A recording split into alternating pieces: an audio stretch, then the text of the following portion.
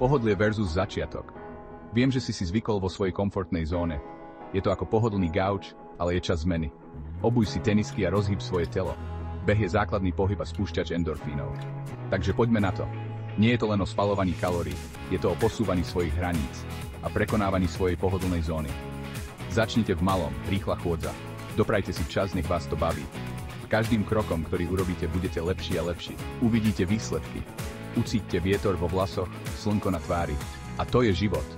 Nasleduje studená sprcha ako posilnenie svojej mentálnej odolnosti. Viem, nechce sa vám, ani mne sa nechcelo. Ale na konci budete mať pocit zadosťučinenia. Telo začne bojovať o život. Na konci však začne vyplavovať endorfíny zo šťastia, že prežilo. Verte mi, je to niečo, čo vám zmení život.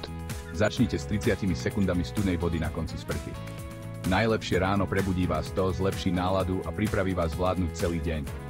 Je to celé o budovaní odolnosti, posilnení vnútornej sily. Telo to zvládne, má veľké limity. Ale čo mysel? Tak začni, zmeň svoj život. Zmeň staré návyky, ktoré máš v sebe. Je to len v tvojej hlave. Obuj si tenisky, prepni vodu na konci teplej sprchy, dýchaj a pozoruj svoju zmenu. Každým nádychom budeš bližšie k svojmu vnútornému ja.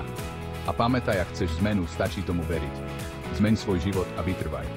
Dajte like a prihláste sa na odber ďalších tipov, lebo každý deň je nový začiatok, rovnováha života.